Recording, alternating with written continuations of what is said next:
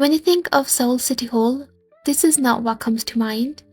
You picture something official, maybe a bit serious, somewhere people go because they need to be there.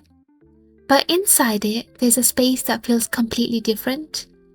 This is Seoul Gallery, and what stood out to me straight away is that it isn't just one thing, it's a mix of different spaces, each one focused on a different part of Seoul.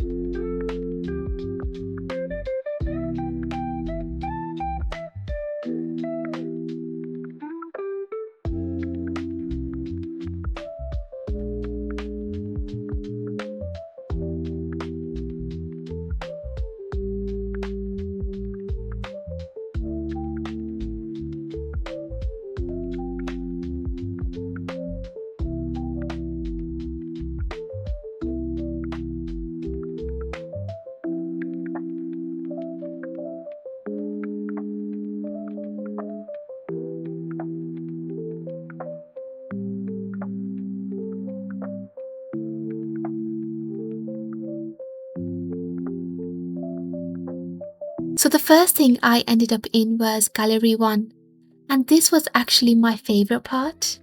It's an immersive room and the floor looks like water. You're standing there and it literally feels like you're walking across the surface of something moving. There are fish swimming underneath your feet and they react as you step. I didn't expect to like it as much as I did, but I stayed there longer than I thought I would. And this room is part of what the city designed to show its vision of Seoul using digital media. It's not just visuals for the sake of it. It connects to how the city presents its future and its identity through technology and design. You can tell this whole gallery was built to show Seoul as more than just a place you visit. It's more like they're showing you how the city sees itself.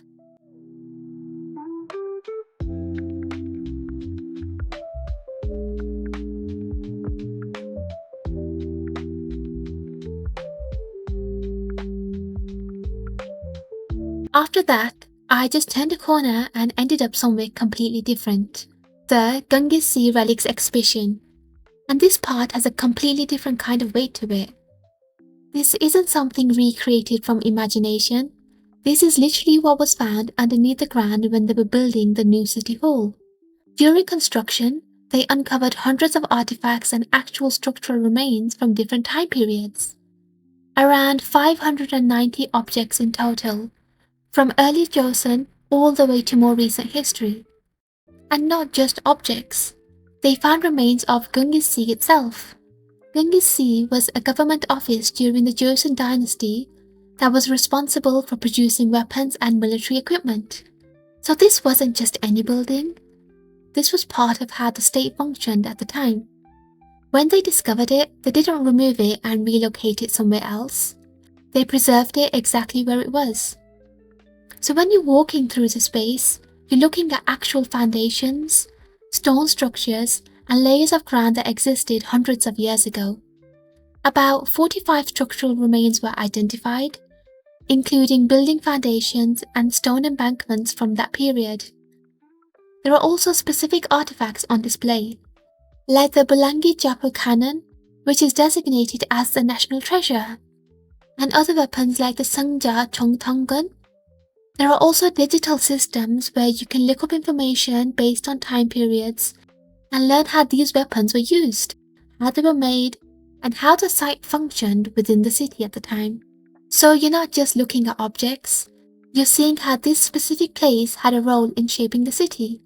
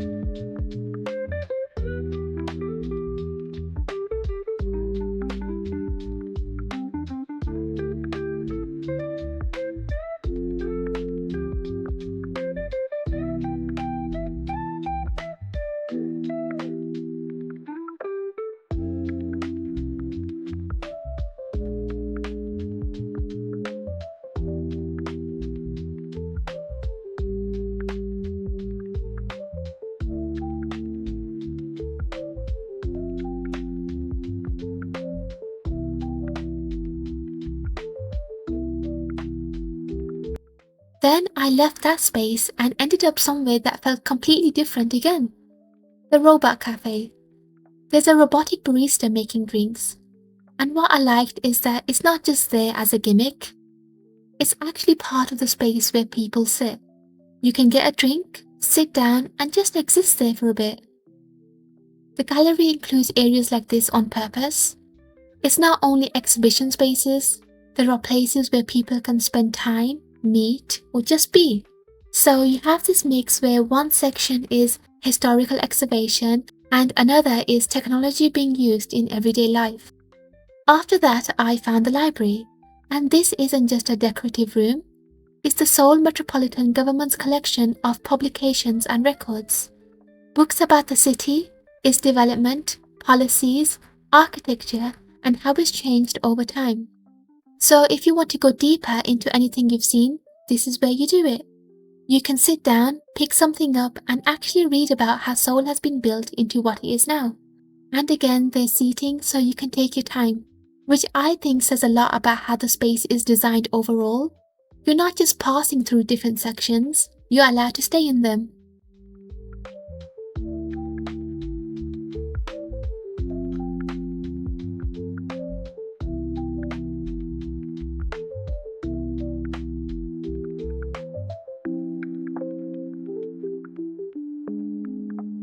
And then, somewhere else, not even directly connected in a straight line, you come across the globe. It's a large spherical display and it shows different cities around the world, with information moving across its surface. It's about 2 meters wide, so it's not something you miss. People just kind of gather around it watching it change, and it connects Seoul to everything outside of it. Because this gallery isn't only about the past or even just the city itself. It also shows Seoul as part of a global network, interacting with other cities and constantly evolving. So depending on how you move through the space, you can see this at the beginning, the middle, or later. There isn't one correct order, and I think that's what makes this place interesting to visit. It's built underground inside Seoul City Hall, which is already a significant location in the city. The old City Hall building from 1925 is right in front of the newer one. So even above ground, you already have that contrast between different time periods. And underneath that, you have this entire space where those different layers continue. You have media installations showing the future. You have actual remains from the Joseon Dynasty. You have public spaces where people sit, read, have a drink. You have technology integrated into something as everyday as getting coffee. All in one place and is open to everyone. That's something the city clearly focused on when they redeveloped it. It used to be an underused basement, and now it's been turned into a cultural space meant for both residents and visitors, somewhere people can come into freely and spend time.